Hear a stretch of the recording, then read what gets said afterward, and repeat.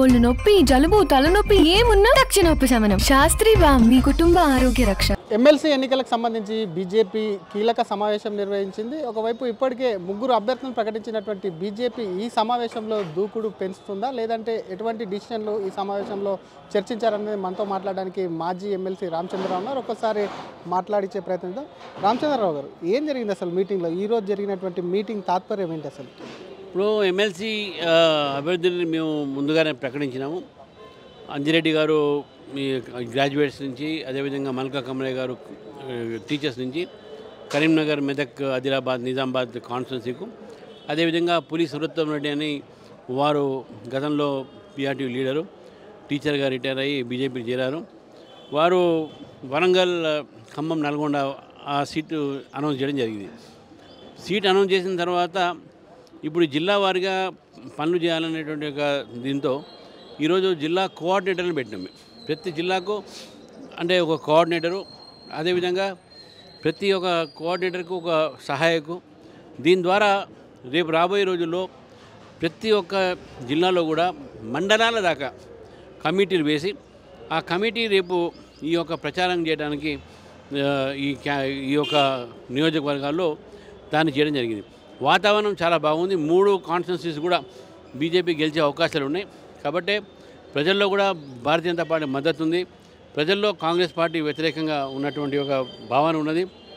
BRS party మీద వారు చూశారు కాబట్టి నమ్మకం మొత్తం పోయింది. కాబట్టి ఈ 3 సీట్లు కూడా బీజేపీ గెలిచే అవకాశాలు ఉన్నాయి. కాబట్టి ఇలా లక్ష్మణ్ గారు, కిషన్ రెడ్డి గారు, సంజయ్ గారు, చంద్రశేఖర్ గారు వీరందరూ కూడా రావడం జరిగింది. దీంట్లో ఎమ్మెల్యేలు, ఎంపీలు అందరూ కూడా ప్రముఖ పాత్ర పోషించి ఈ 3 సీట్లు కూడా గెలుపు దిశలో పనిచేయాలని చెప్పేసి కూడా దిశా నిర్దేశం మా నాయకులు ఇవ్వడం జరిగింది. ఉమ్మడి జిల్లాల వారికి వేసారా, లేకపోతే సపరేట్గా కొత్త జిల్లాలకు సంబంధించి? కొత్త జిల్లాల వారిగానే మేము తయారు చేసినాం. ఒక ఇన్ఛార్జ్ కూడా టోలీ పెట్టాం. ఇటు టీచర్స్కు మన మెదక్, కరీంనగర్ ఈ టీచర్స్కు ఎన్విఎస్ఎస్ ప్రభాకర్ గారు, పార్వాయి హరీష్ గారు, అదేవిధంగా ఇటు బస్వా లక్ష్మీ నరసింహ గారు, ఇటు గ్రాడ్యుయేట్స్కు మళ్ళీ రామచంద్రారెడ్డి గారు, మళ్ళీ వారితో పాటు పాయల్ శంకర్ గారు, గీతామూర్తి గారు, ఇక్కడ మన నల్గొండ, ఖమ్మం సైడు ప్రేమేందర్ రెడ్డి గారు, కాసం వెంకటేశ్వర గారు, మన చల్ల శ్రీలతారెడ్డి గారు, వీరందరూ కూడా ఆ టీం ఉన్నారు. ఈ టీం కూడా మళ్ళీ రాబోయే రోజుల్లో దీన్ని పెంచి దాన్ని ఏ విధంగా ఇంకా ముందుకు తీసుకుపోవాలి కార్యక్రమాన్ని ఈ మానిటరింగ్ టీం అంతా కూడా ఈ పనులు చూస్తూ ఉంటారు. మీ అనుబంధ సంఘమైనటువంటి తపస్సు నుంచి కొంత ఇంతకుముందు కూడా ఆశించిన వారిలో కొంతమంది రెబల్స్ కూడా అక్కడ నుంచి దిగుతారనేది ఉంది అనుబంధ సంఘం నుంచి. అట్లాంటిది ఏమన్నా చర్చకు వచ్చింది? చర్చ వచ్చింది. మేము వాళ్ళతో మాట్లాడతాము. ఎక్కడ కూడా మాకు రిబల్స్ ఉండకుండా చూసుకుంటాం. అందరికీ న్యాయం చేసే ప్రయత్నం చేస్తాం. కానీ ఆ బీజేపీ అక్కడ ఉన్నటువంటి ఇందాక చెప్పినటువంటి అటు మెదక్, కరీంనగర్, ఆదిలాబాద్ సంబంధించి, నిజామాబాద్కు సంబంధించి అక్కడ ఉన్నటువంటి ఎంపీలు కానివ్వండి, ఎమ్మెల్యేలు మీకు ఉన్నటువంటి అనుకూలతలు ఇంకా కాస్త వాళ్ళతో కోఆర్డినేషన్ లేదని ఒక చర్చ జరుగుతుంది అభ్యర్థులకు. కొద్దిగా కోఆర్డినేషన్ లేదని విషయం కాదు, ఇంకా పని స్టార్ట్ చేయలేదు. ఇప్పుడు పని మొదలు పెడుతున్నాం. డెఫినెట్గా మేము పని మొదలు పెట్టిన తర్వాత కోఆర్డినేషన్ అనేది కూడా కొద్దిగా లోపాలు ఉన్నా కూడా మేము చదువుకుంటాం. ఎలక్షన్స్ అన్న తర్వాత పెద్ద ఎలక్షన్స్ ఎక్కడో చోట గ్యాప్స్ ఉంటాయి. ఆ గ్యాప్ అంతా కూడా మేము ఫిలప్ చేసుకుంటాం. మాజీ ఎమ్మెల్సీగా మీరేమన్నా సూచనలు, సలహాలు ఇస్తారా? తప్పకుండా మేము గెలుస్తాము. మా అందరం కూడా కష్టపడాలని చెప్పేసి కూడా కార్యకర్తలు కోరుతున్నాం మీ ద్వారా.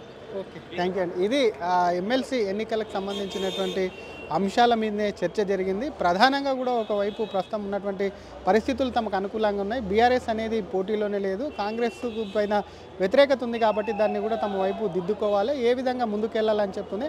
జిల్లాలకు సంబంధించి, ఉమ్మడి జిల్లాలకు సంబంధించి కూడా కొంతమంది ఎమ్మెల్సీ ఎలక్షన్కు గ్రాడ్యుయేట్స్కి కానివ్వండి, మరొకవైపు టీచర్స్ కానివ్వండి, వేరువేరుగా కూడా కోఆర్డినేషన్ కమిటీలు వేసాం. మండల దాకా కూడా కమిటీలు వేసి గెలిపే లక్ష్యంగా పనిచేస్తామని చెప్తూనే ఆ రెబల్స్కి సంబంధించి మాత్రం కూడా చర్చ జరిగింది. ఆ రెబల్స్కి సంబంధించి కూడా తొందరలోనే ఆ బెడద కూడా తొలగిస్తామని చెప్పి కూడా మాజీ ఎమ్మెల్సీ రామచంద్రరావు అంటున్నారు. కెమెరామెన్ కోటితో శ్రీధర్, RTV, హైదరాబాద్.